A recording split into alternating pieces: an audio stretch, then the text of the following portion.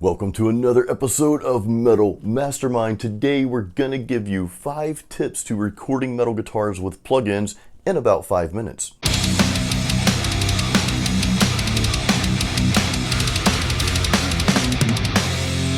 Now, it's important to understand our ultimate goal of this video here is to help you just have a much smoother and seamless process when it comes to recording your guitar with amp sims. So we're going to get right into tip number 1, and we're going to talk briefly about your computer, okay? Whether you're on Mac or a Windows machine, doesn't matter. You need to make sure that you're meeting the minimal requirements for using the plugin, the software that you're wanting to use to record your guitar with. If you're on a Mac, you need at least an Intel i3 processor, preferably an i5 or higher. If you're on Windows, of course, you can use an Intel processor with that too. Some Windows machines have the AMD processor. In that case, you want at least an R3, preferably an R5 or better. For RAM, you want at least 8 gigabytes of RAM. And you'll probably want more than that if you're doing other things on your computer, like movie editing, for example. It's recommended that you have the latest operating system for your machine. Again, doesn't matter if it's Mac or Windows, you want the latest operating system, and that's because these plugins are constantly being updated by the manufacturer, and everything is pretty much trying to keep up with one another as technology progresses. Lastly, you want to make sure you have enough free space on your machine. You don't want to be running your software and plugins when you're topped out. Now, these recommendations came directly from the Neural DSP website, which is one of the leading manufacturers of metal guitar amp plugins. Most plugins will have similar requirements. All that said, we recommend getting the best possible machine that you can afford at the time. That's just going to save you in the long run. Tip number 2, we're talking about level setting, and this is crucial, especially if you're recording something that you're going to release at some point. You want to make sure that your levels aren't peaking. Now, you also want to make sure that they're not too low, but most of us don't have the too low problem. Most of us have the peaking problem. So you want to make sure that as you're playing through your plugin, that the level on your interface isn't in the red. Most interfaces have some sort of readout there, some sort of digital light where it will turn red when you're peaking, or even better, some interfaces actually have a meter so you can tell kind of where you're at and how close to peaking you are. And one of the things I like to do before I even start recording anything, especially if I'm playing with this plugin for the first time, is I'll just play through the track and adjust my interface volume accordingly. And you can see the levels on the interface as well as in the track to kind of see where you're at. You want enough headroom so that you can turn that volume up if you need to on the track. But again, you don't want that level to be peaking because you're gonna get a distorted tone, and it's not the good kind of distortion. Now, a quick side note to this is different plugins may require you to adjust your interface level. For example, I have my interface level set at 22 for a certain plugin for metal guitar, but my bass plugin, which is a different manufacturer, I actually have to turn my interface level up to about 36. So just be aware of that. Tip number 3, and this one's specific to you metal guitar players out there, we're talking about gain and EQ settings on the actual amp sim itself. I have found that these settings are a bit sensitive, and one thing I'll say is make sure you're not cranking your gain all the way up, because you're probably going to lose clarity on that. Now, you may be saying, well, Jason, I can record with the gain all the way up and I can just back the gain off later when I have it in the full mix.